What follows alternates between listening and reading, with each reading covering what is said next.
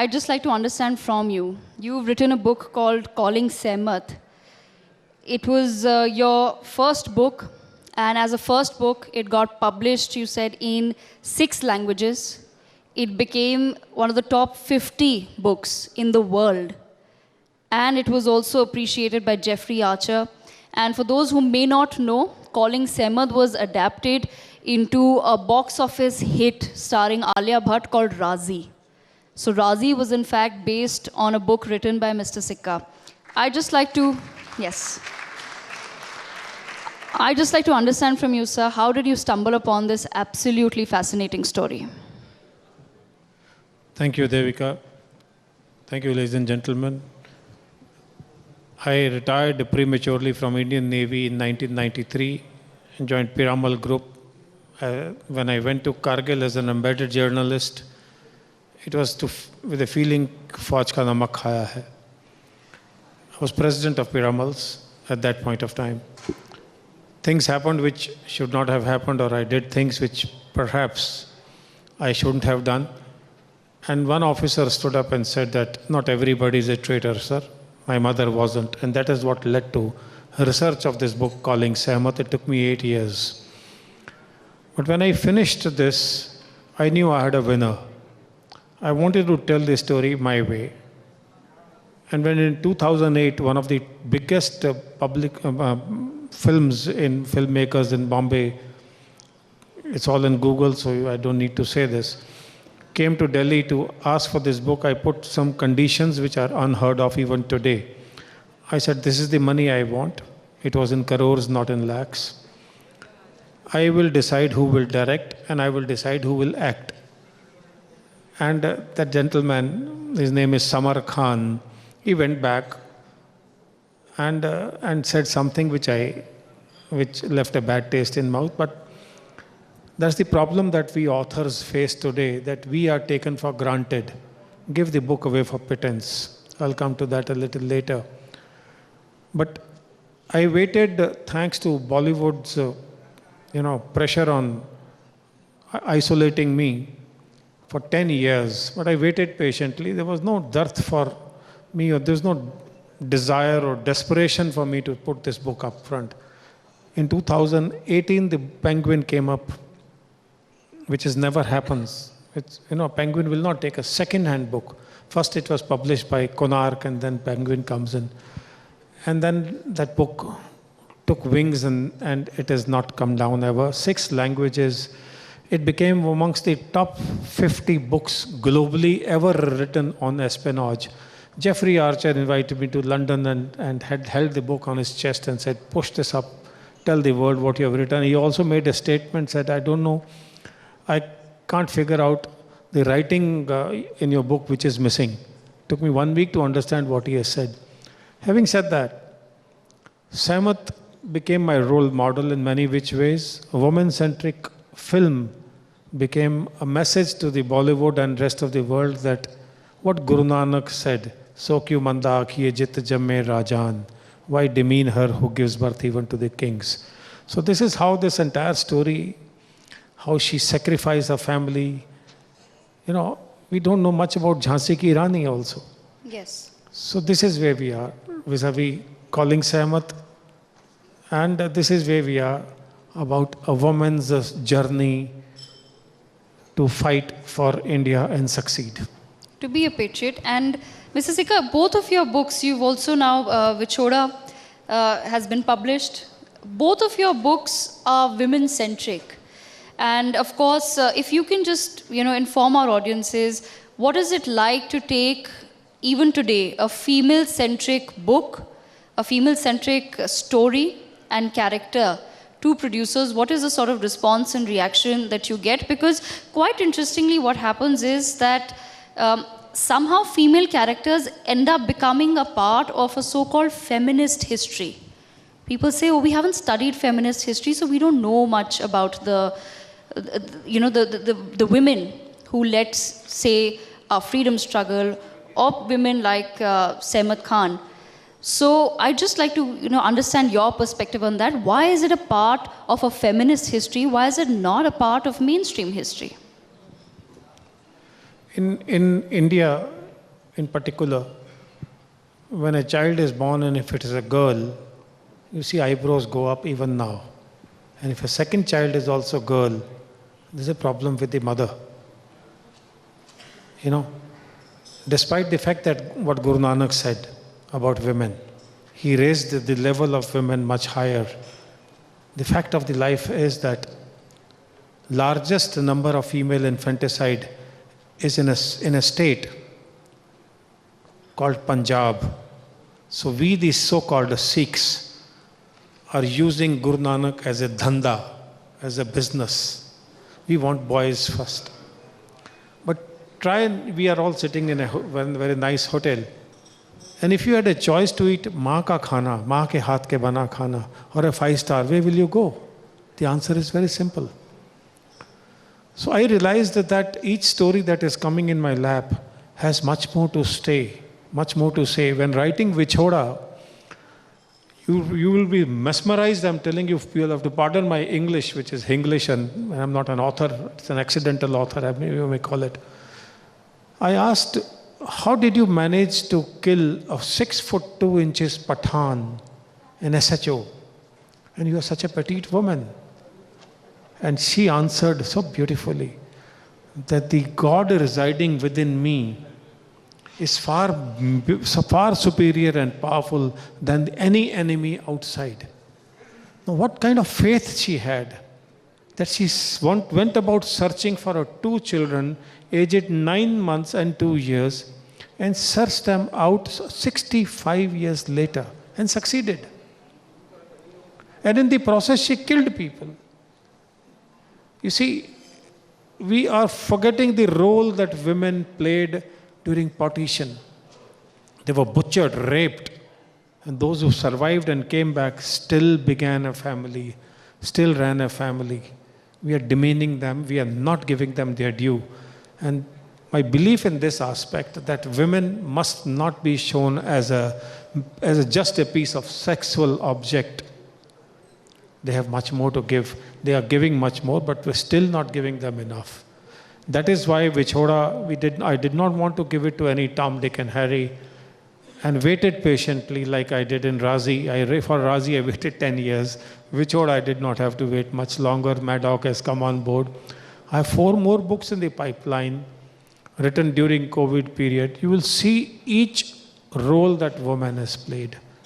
Some of them are not women-centric, but the main hero would be woman. And as an author, I'm insisting that I will co-produce. I will be part and parcel of any changes. So you demand something, if you're successful, and last but not the least, if you do not care, where is this money going to come and where will it go? They will listen to you.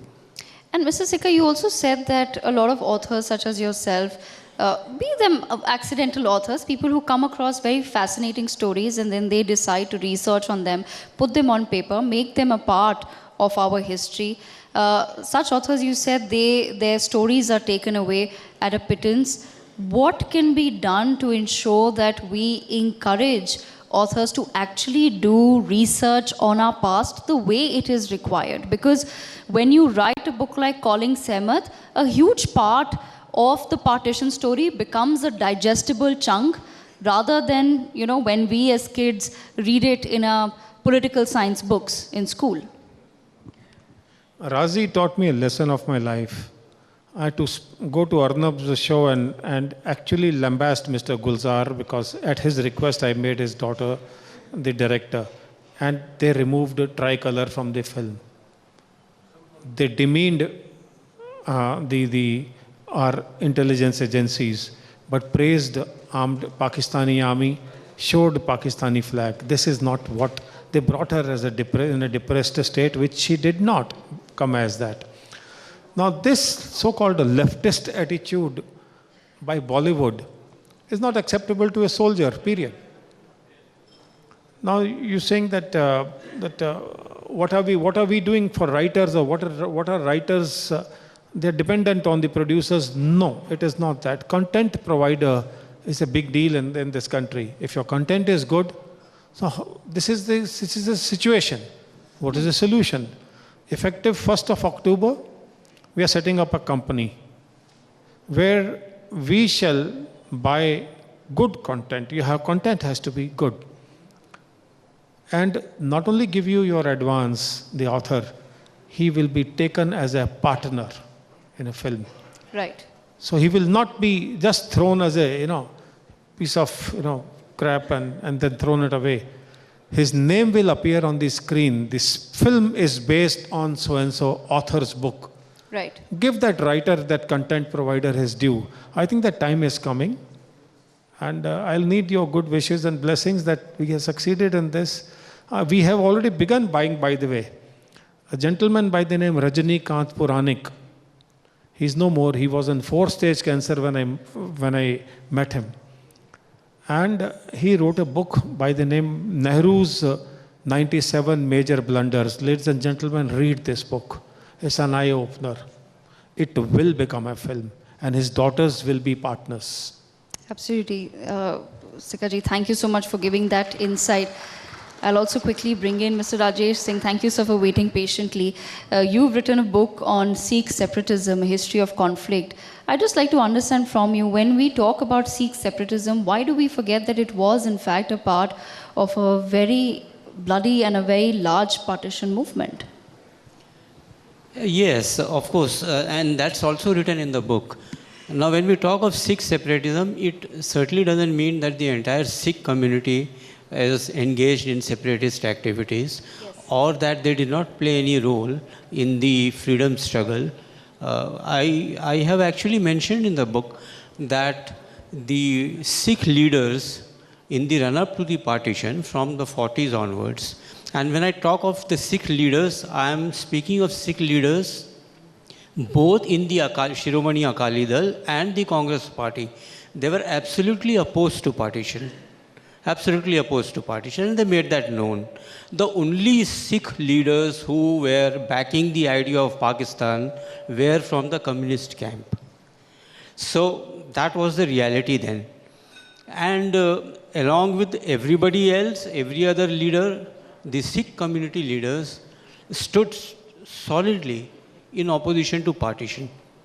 But you see, what happened was that from 1940s onwards, as it started becoming increasingly clear that partition is going to be a reality, and there was no way that partition could be avoided. The Muslim League had arm twisted the British, the Congress party, everybody else, and it became obvious that partition was just a matter of months or a few years down the line.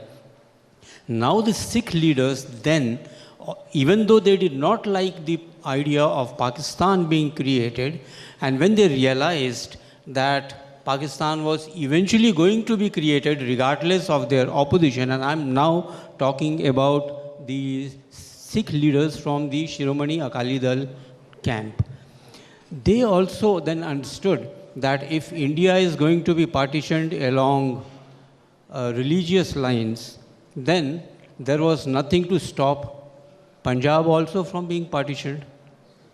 And that is when they then turned their attention towards keeping areas intact in Punjab, yes, towards their side.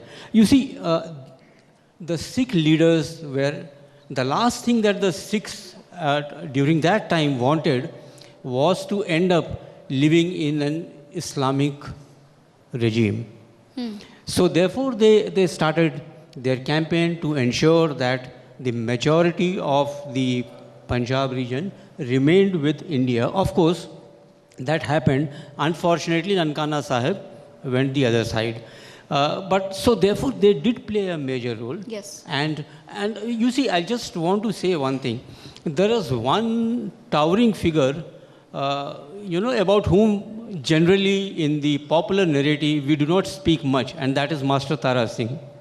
Now, Master Tara Singh during those days was possibly the tallest Sikh leader in the Akali Dal camp.